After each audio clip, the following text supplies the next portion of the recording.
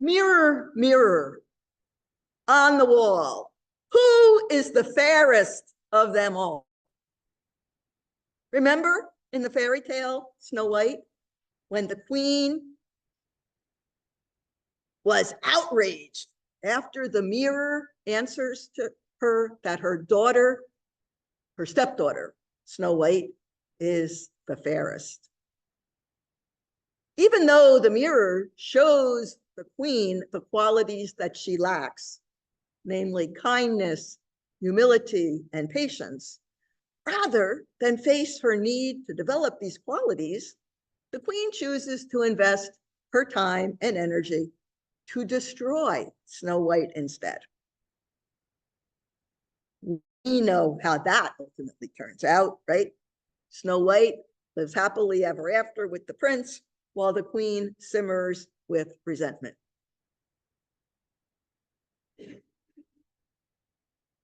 Journey back in time now with me. This past Tuesday was the feast of Hildegard of Bingen, a woman that I would describe as a Renaissance woman, even though she was born 926 years ago during the Middle Ages. Spit out 10, 9, 8, as in 1098. 4 centuries before the cultural rebirth that history refers to as the Renaissance actually occurred. Born in the Rhine Valley, Germany, the youngest of 10, as was the ancient custom, at the age of 8, Hildegard was tithed to the church, expected to live in a cloistered environment, and entrusted to the care of a holy woman named Judah, who introduced her to reading, writing, scripture, and music. Hard for us to imagine these days, right? Anybody here tithed to the church as a child?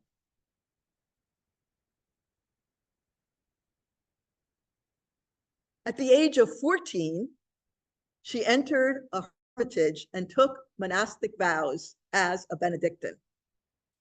After Jutta died, Hildegard, now 38 years old, was elected superior of the community and founded multiple Benedictine monasteries for women.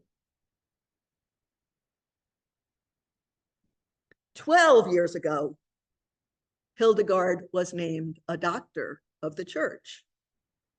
Hers is a story worth telling, and it's no fairy tale.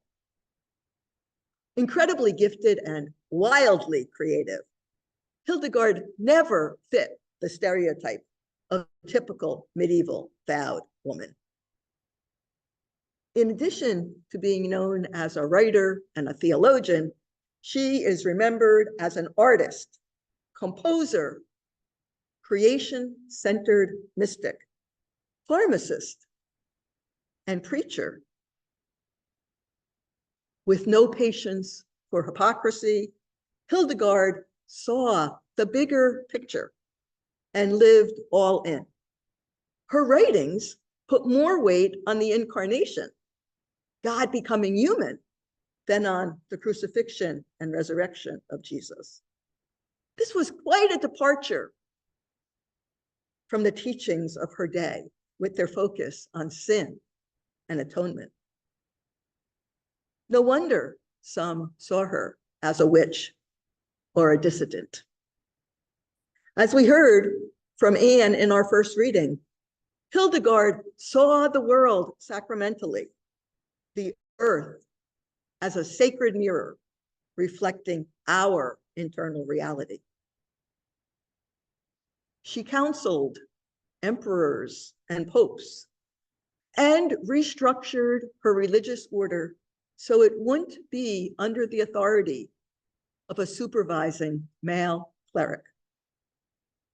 In addition, Hildegard traveled extensively, preaching on the urgency of church reform. Ahead of her time? Centuries. Just imagine for a moment how different our world, perhaps even our climate, would be if rather than being labeled a dangerous woman, Hildegard and her wisdom of Veritas had been embraced and shared.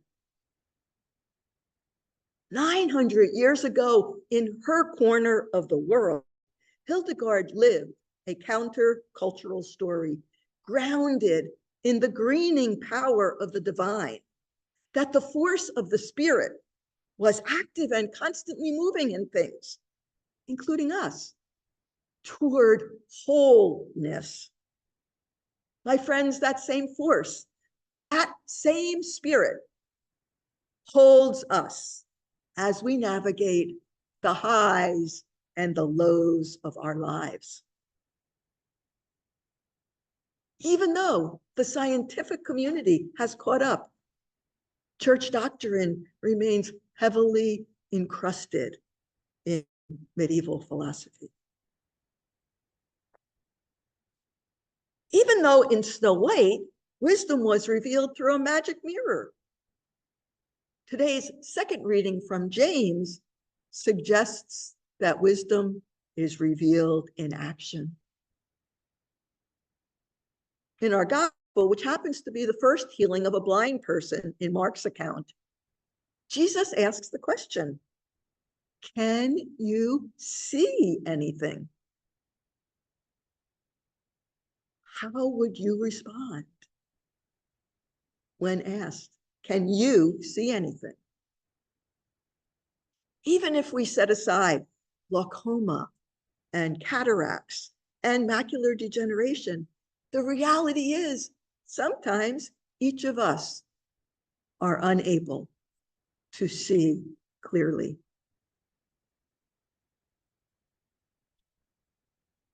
Because of how we were taught, we might have been surprised to learn that Jesus's initial attempt of spitting and touching the blind man's eyes resulted in partial vision,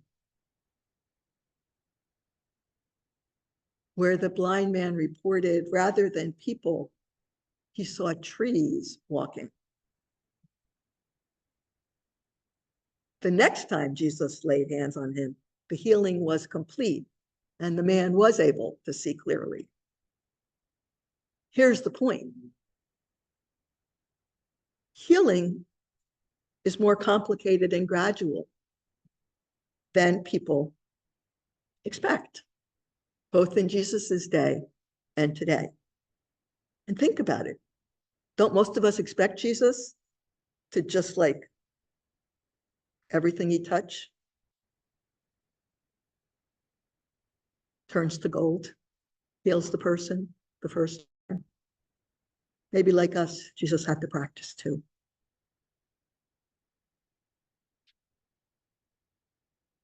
And like the crowd that Jesus hung around with, we sometimes have moments when we feel envious or jealous of others.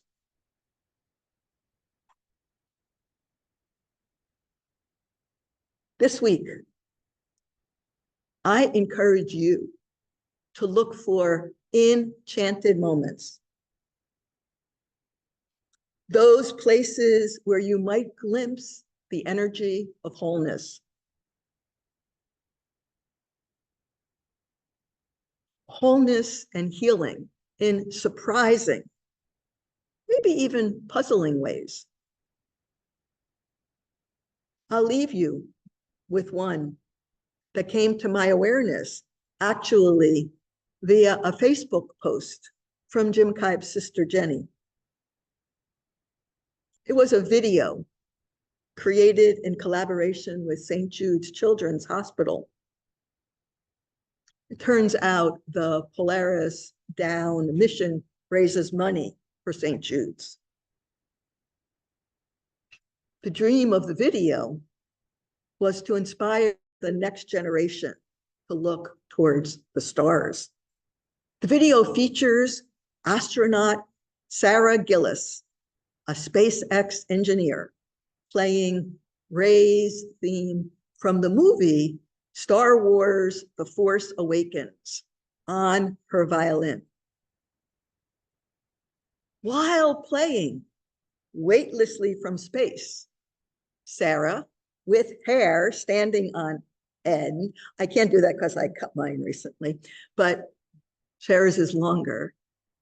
She was accompanied by members of youth orchestras in the US, Brazil, Uganda, Sweden, Venezuela, and Haiti. Can you see it? The Spirit moving in all things toward wholeness. To use Hildegard's words, the performance was ablaze with enthusiasm. May your week be the same.